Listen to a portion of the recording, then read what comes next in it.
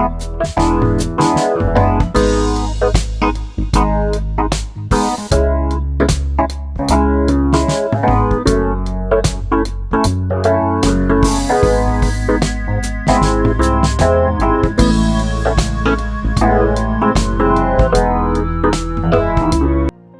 están? ¿Cómo les va? Espero que se encuentren bien. Hoy voy a hacer un pequeño resumen de un video que me gustó muchísimo, cómo ayudar a nuestra mente a manejarla. Hemos hablado aquí muchísimos videos sobre esto, de cómo ayudar a nuestro cerebro a manejar, y Alonso Puig nos dice algo hermoso que me encantó, que es la epigenética, que es donde que realmente encuentran el porqué de nuestros problemas. Y aquí es donde que él nos invita como a reinventarnos un poco, como a tratar de que nuestro cerebro, o sea, que salga de esos paradigmas que siempre uno piensa, y que nos motivemos pues a renovarnos y a cambiarnos, y como dice, reinventarse. Creo que es el momento para hacerlo, y en estas vicisitudes de nuestras vidas pues también uno tiene que darse cuenta. Me gusta algo que lo dice, que prácticamente nosotros vivimos en constante amenaza, y casi siempre el 40% de nuestro cerebro es genético y el 60% no es genético, es nuestro comportamiento de nuestro cerebro. Tenemos las hormonas, que son genes dormidos, y otros que deberían estar dormidos, que lo menciona, y que dentro de la epigenética, como tenemos una neuroplasticidad, existen dos facetas: la una de conexión con nuevas neuronas, y la otra con la generación de células madres. Y esto dice que el momento de sacar esta epigenética, estas neuronas nuevas que salen, se demora 21 días.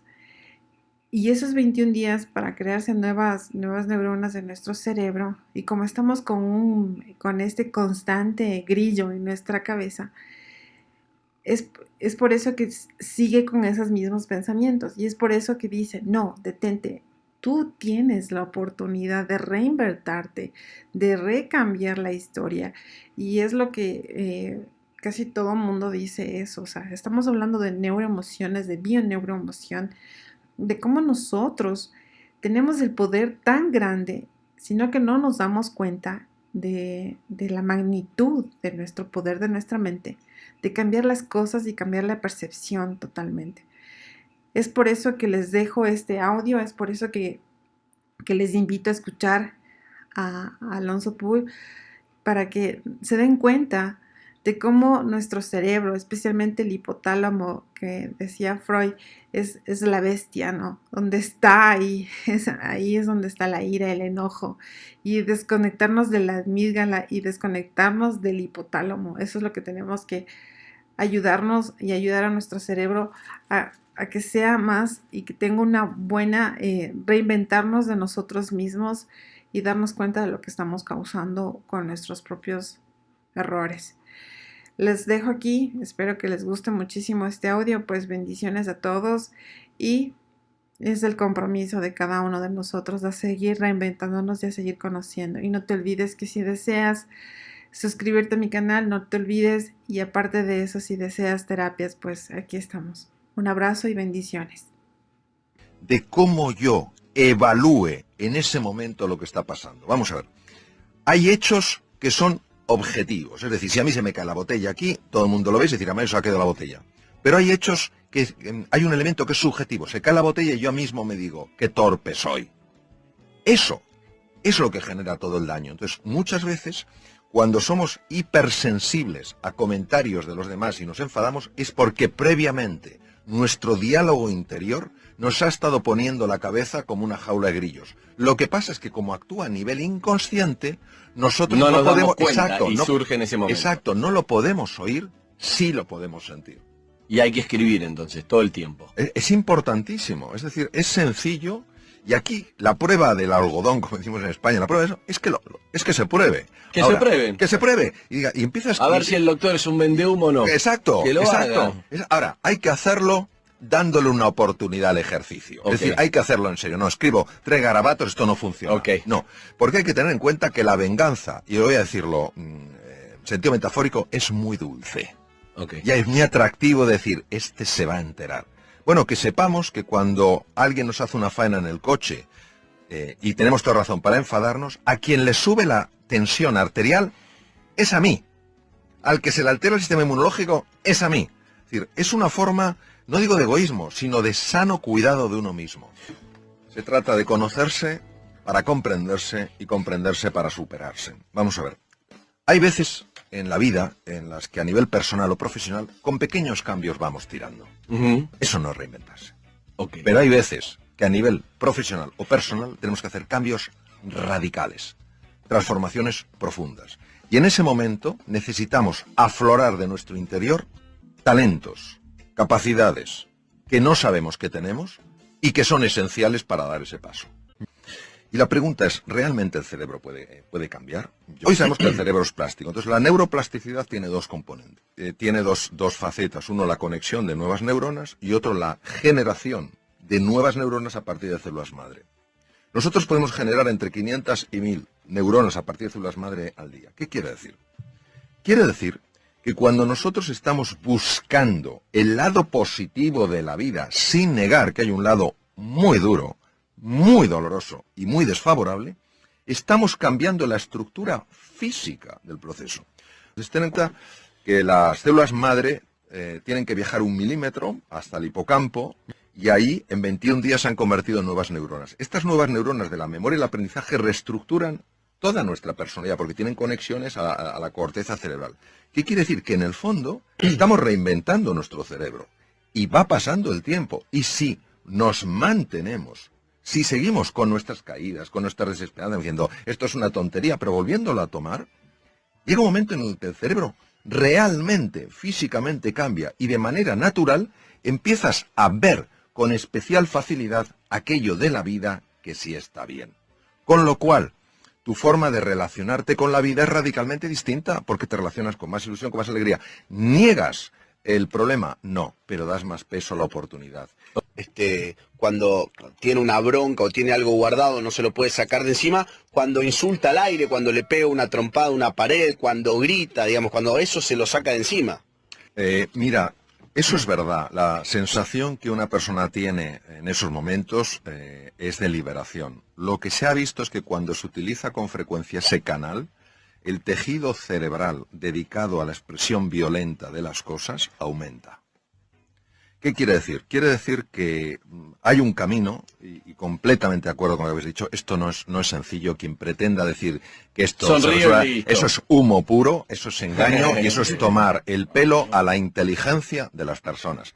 Es un proceso que requiere un compromiso enorme, y ese compromiso solo llevas a cabo cuando eres consciente, un poco lo que decías tú, Andy, del precio que estás pagando, del precio que has pagado y del precio que vas a seguir pagando en tu vida. Pues yo recomendaría mucho lo siguiente. Es una técnica increíblemente sencilla. Tomar una hoja de papel y empezar a escribir las emociones. ¿Por qué esto es tan potente? Porque la zona anterior izquierda del cerebro, que se llama la zona prefrontal izquierda, es la base de las emociones positivas. Cuando nosotros, una emoción que la tenemos ahí y que nos está desbordando, pero que todavía no la hemos articulado en el lenguaje, empezamos a articularla en el lenguaje, a la fuerza para poderla articular en el lenguaje, para poderla escribir, tiene que pasar por la zona prefrontal izquierda. ¿Y entonces qué pasa cuando pasa por ahí? Pues imaginaros un hierro súper caliente que lo haces pasar por un tanque de agua fría. Entonces, no es que la temperatura, ese aumento de temperatura desaparezca por completo, pero sí se aminora. Y en ese momento ya puedes gestionar. Luego, otra cosa importantísima y que se ha demostrado de una utilidad máxima es, en esos momentos, cuando uno está así, uno es peligroso. Lo que hoy sabemos desde la neurociencia, que han pasado muchos años, es que hay muchos elementos químicos. Y cuando hay esa frustración y esa tensión, hay una química que nos convierte en personas peligrosas. En ese momento, si tú vas a tu casa, vas a ver a tus hijos, vas a ver a tu mujer, a tu marido, a quien sea, y les vas a ver como oponentes, es decir, les deshumanizas. Entonces, hay otro sistema súper sencillo y súper potente para reducir esto, que es el ejercicio físico. Caminar acelerando el corazón y la respiración. ¿Por qué? Porque al hacer eso, hay dos cosas que se ponen en marcha. Una de ellas se llama, o dos hormonas, se llama la oxitocina.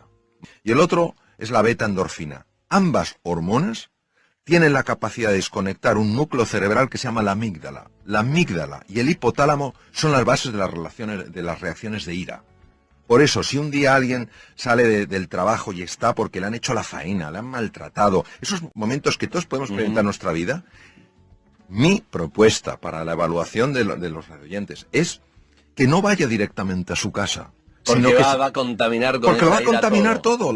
Esa activación produce una contaminación llamada resonancia límbica en todo el mundo, sin darte cuenta, por los gestos, por el tono. Entonces, que se ponga a andar deprisa, entonces produce una... ¿Cuánto tiempo al toque lo va a calmar? Pues mira, si la reacción de ira es intensa, necesita 20 minutos.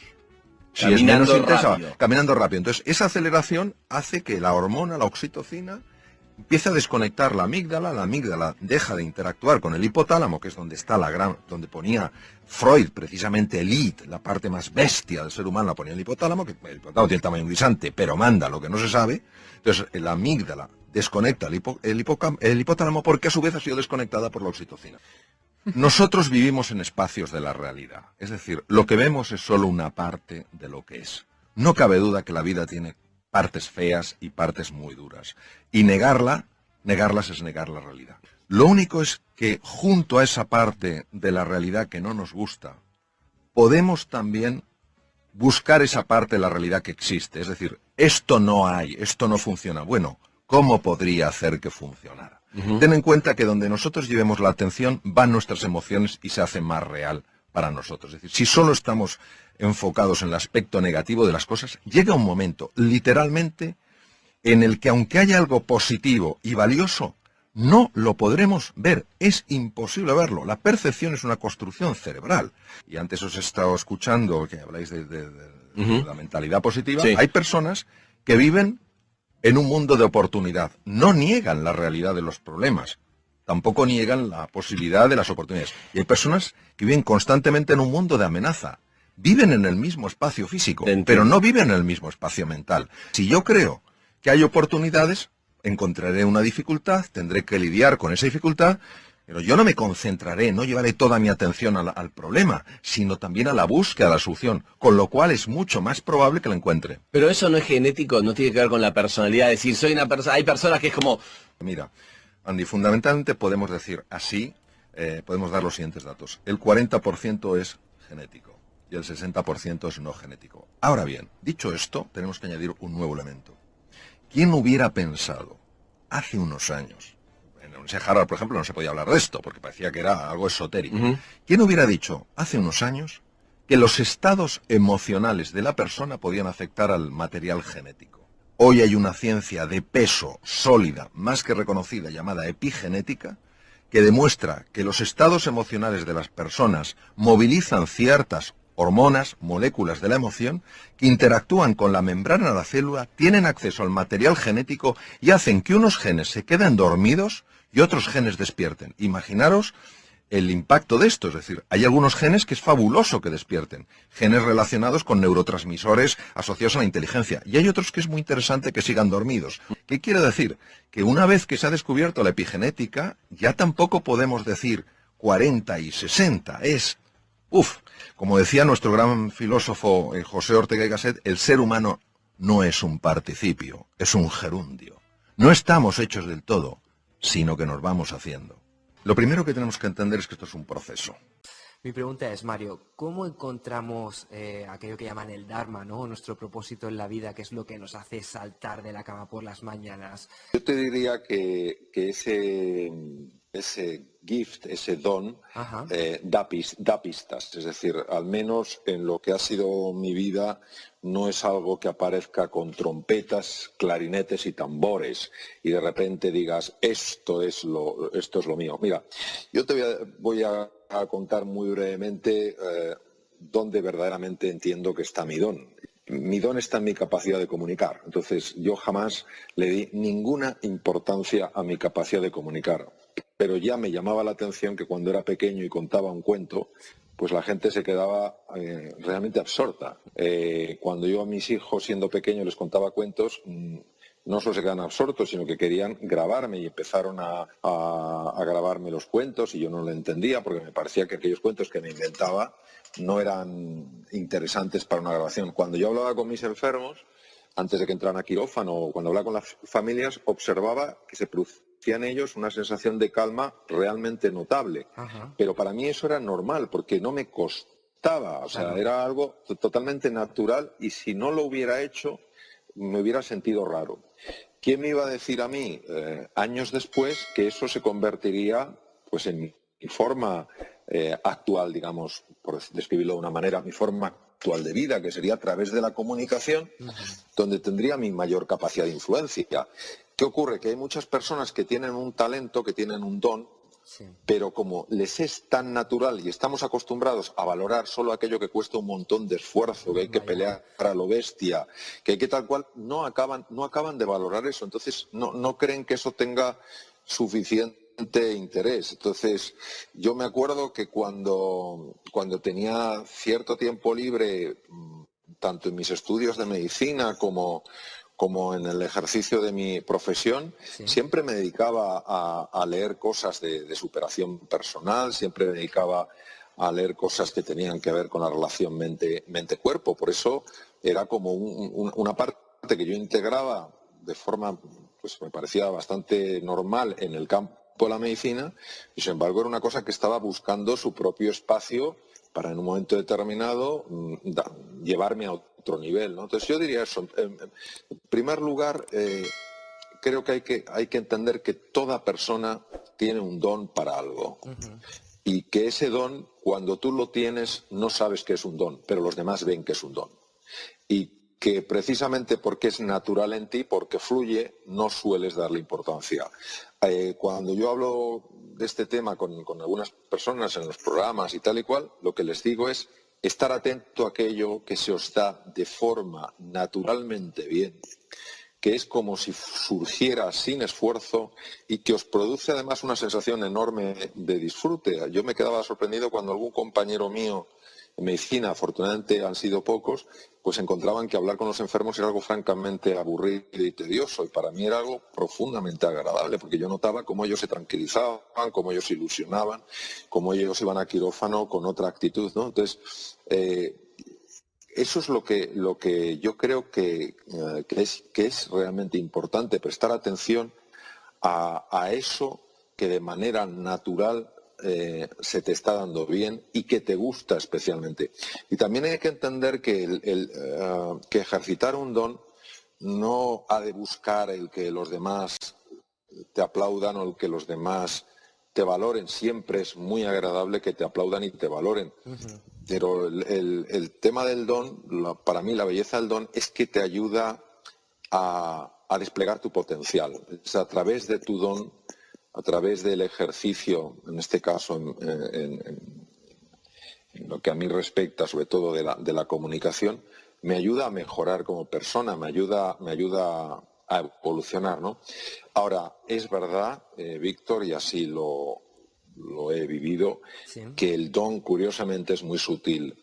Y creo que es muy sutil y a veces es difícil de escuchar porque hemos perdido mucha conexión con la dimensión profunda de nuestra existencia. Realmente no conectamos con esa fuerza que se suele pues, mencionar como la fuerza del corazón, y por eso creo que en el trabajo para descubrir el don, una de las cosas más importantes es la meditación, es decir, el entrar en silencio, entrar en el vacío y conectar con aquello que está más allá del ruido, más allá de la vorágine, más allá de las prisas. Yo creo que aquellas personas que verdaderamente sí están buscando su don de una forma seria y de una forma comprometida, antes o después lo acaban encontrando. Sí. ¿Es cuando encontramos ese don, cuando se acaba la insatisfacción y ese sentimiento de vacío? Bueno, hay un anhelo tremendamente profundo en el ser humano que solo se puede llenar, al menos desde mi perspectiva, cuando tú descubres quién eres en realidad. O sea, cuando una persona consigue ir más allá de sus títulos, de sus posesiones, de sus cargos, de sus conocimientos, incluso de su forma de pensar, incluso de su forma de ver la realidad, y penetra en esa dimensión profunda de la existencia y descubre qué es lo que le define por naturaleza, hasta que no ocurre eso, ese anhelo no puede dejar de existir. ¿Qué ocurre? Que muchas veces uno lo quiere llenar o lo quiere colmar con el tener, y no se puede colmar con el tener, solo se colma con el ser quien realmente eres, no quien te crees que eres. Por eso el anhelo profundo que todo ser humano sin excepción tiene, lo que nos pide, al menos desde mi experiencia, es que despertemos de la pesadilla, despertemos del drama del sueño y nos demos cuenta pues, que en la vida pasan cosas, que en la vida pasan cosas que duelen, que en la vida pasan cosas difíciles, pero como decía una queridísima amiga mía, María de Villota, la vida es un regalo. Entonces, hasta que uno no se da cuenta de que verdaderamente la vida es un regalo, a pesar, digo, de tropiezos, dificultades, dolores y cosas que hacen que lo pasemos mal, hasta que no tengamos este sentido profundo de gratitud, creo que no podremos haber colmado ese anhelo. ¿Cuál es tu propuesta para pasar del piloto automático a tomar conciencia? Yo creo que uno pasa del piloto automático a tomar conciencia cuando está harto de estar harto, ¿sabes?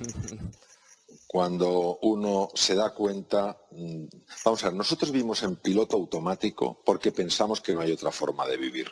Así de claro. O sea, nosotros vivimos en piloto automático porque pensamos que solo cuando se vive en piloto automático uno es eficiente, uno es creativo, uno logra cosas, etcétera, etcétera. Sí.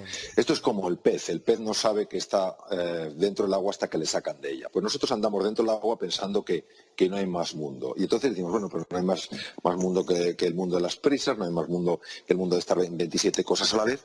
Y realmente eso es lo que nos ocurre. ¿Qué pasa? Que cuando tú oyes algo, lees algo, ves algo que de alguna manera te hace descubrir, te hace caer en la cuenta de que sí hay otro mundo posible, entonces te planteas mirar en otra dirección. Ese caer en la cuenta, eso que me gusta llamar insatisfacción inspiradora, es lo que hace que una persona se pare. ¿Qué ocurre?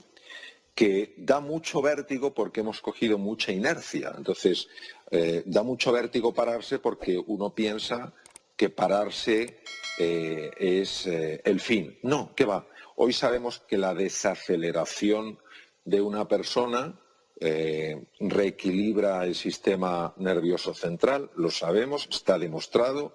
Las personas que, por ejemplo, consiguen pararse unos minutos, relajarse, centrarse en el presente, no dejarse capturar por los pensamientos, sabemos, ha sido muy ampliamente documentado, que empiezan a producir cambios muy valiosos en el cerebro, cambios que tienen un impacto en la creatividad, en la capacidad de aprendizaje, en la capacidad de comprensión y en la capacidad de prestar atención. Hay que tener en cuenta que cada vez hay más síndromes de déficit de atención en adulto y en niño.